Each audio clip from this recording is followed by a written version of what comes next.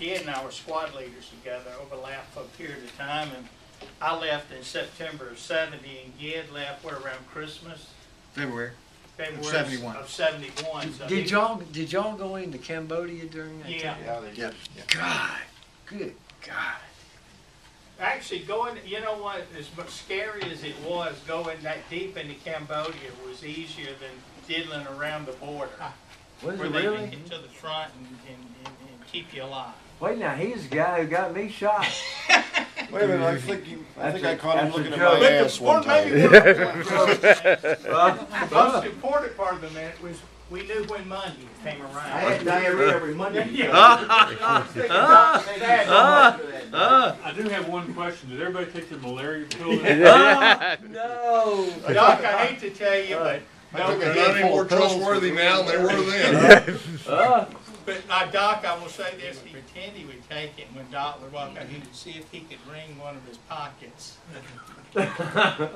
And so, So forth and so forth. She said, well, are you looking forward to the reunion? And I said, well, it's gonna be a mixed bag. Not really. And then she said something that broke my heart. I didn't say anything. She said, well, why do you go? Why don't you just stay at home? And I said, they're my men and it's my duty. Now, isn't that fairly basic? And it seems to me that that's, if you've lived with a professional soldier for 42 years and you still don't get it, but I think my wife is the norm. She didn't, you go back to her childhood, there was absolutely no military background and absolutely anti.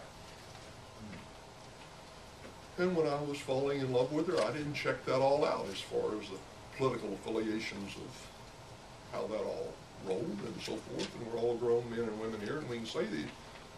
But I perceive that we can say some things and share some things. And Cotton started giving me grief, said he'd been crying for 2 weeks, and my answer is, we're good.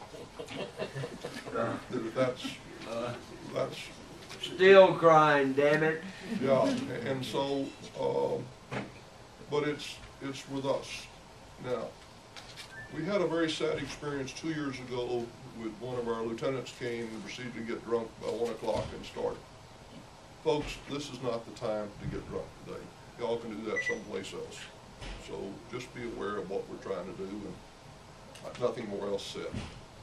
What I would like to do in the structure of this, and I tell you the structure so... Robert Ruthven. You had a brave father, sir. I know. I'm 7 years in right now in the military. I joined right out of high school. Me 5. Because he was a juvenile delinquent. But I did 2 tours in Iraq and just got back from the last one a year ago in March.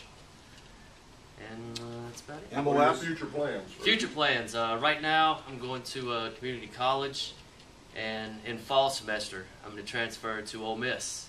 And right now, I'm considering doing ROTC and possibly going full-time active duty as an officer. Is GI Bill taking care of you or not? Yes, sir. It's really good right now. Okay. It's set up and it works fine. What's your MOS? 19 kilo tanker. All right. And he's never been in a tank in his life. Nope. Last time I was in a tank was in basic, my first deployment. I got the patch. Yeah. all right. Yeah. I was under them. But hopefully, I'm thinking when I go active duty, I want to do Ranger, and hopefully serve in a Ranger bat. Boy, as dumb as I am. Well, you have a friend at Fort Benning, sir. I live in Columbus. Okay, thank you. I didn't know that. You need to... Didn't know that. He can take you right down to Ranger Joe's. Okay, Cotton, start telling us. Huh? I want to hear about before. I've been in the military all my damn life. I went off to military school when I was 15. I was a juvenile delinquent like him. So What state, sir? Mama What state? sent, yeah. What state? Where were you? I went to New Mexico Military Okay. Institute. told you it's juvenile delinquent. She sent my ass out there. I'm sorry, ladies. Right. And so I've been in the military since I was 15 years old. After that, I went to West Point. And after West Point, Airborne, Ranger, you know, Fort Benning, 82nd Airborne, and then to Vietnam. They gave me a choice. They told me I could either go to Korea or Vietnam. There's a war going in Vietnam, but girl, me ladies, shit was cold in Korea. So I chose Vietnam. And I eventually ended up, I had a company before a company. When did you get to Vietnam the first time? I got there in June of 1968. Okay. And I spent a year. You know, they told me that if you're an officer, you go back to the rear. So you was first to 12th in June of '68? Yeah. I Okay. spent a year with Echo Company, Okay. Bounty Hunter 6. I was reconning mortars. We didn't use the mortars very often. Occasionally we had places to use them, but not much. And then in June, I was leaving. I'd spent my year. Fred and I were talking about this last night. It may have been when your dad got wounded the first time. Did you know he was wounded one time before he was killed? I confessed that to him last night. Yeah, when he got wounded, that may be when they sent me out to ACO, Hartsdale. And I was there June, July, August, September. Fred got me shot in September. I went home. I didn't mean to shoot you. September 12th, something like that. Because that's about when I hit the ground. Yeah, that's what I thought. You know, you and I were emailing. We were and right that's about just it. about the time you got there. I don't remember you being Yeah. shot, so I think it probably happened just before. Wasn't that the 6th? Could have been the 6th. 6th of September. Could have been the 6th. Yeah, I think you're right. I think it was the 6th. I had that on one of my pictures. I think you're right. I think it was the 6th. Tell me what happened afterwards. I spent a year and a half in Walter Reed. Fred and I were kidding about that last night. You know, but I eventually went to law school and became a lawyer, and I ran for judge one time. Where'd you go to law school? Ole Miss, University of Mississippi. But this Fred and I were kidding about this. You know, remember when Bill Clinton was running for president, and they said, "Have you ever smoked marijuana?" And he said, "I did, but I didn't inhale." But I didn't inhale. Well, I was running for judge, and they asked me the same damn thing, and I said, "Yeah, let me tell you.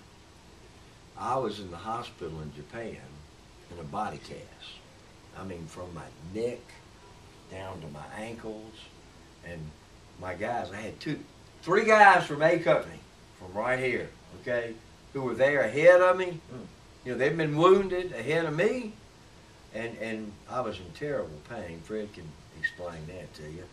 But anyway, they would distract the nurse, one of them, and the other two would steal pain pills from the nurse. Our guys from A Company had picked up my damn bed, took it outside the hospital and said, "Here, smoke this," to help the pain. Are you with me? So, yeah, that's my marijuana story. Mama, when did you come into this equation? You talking to me? Yes, ma'am. Oh. Well, we met a couple years ago, and I'm his fiance now.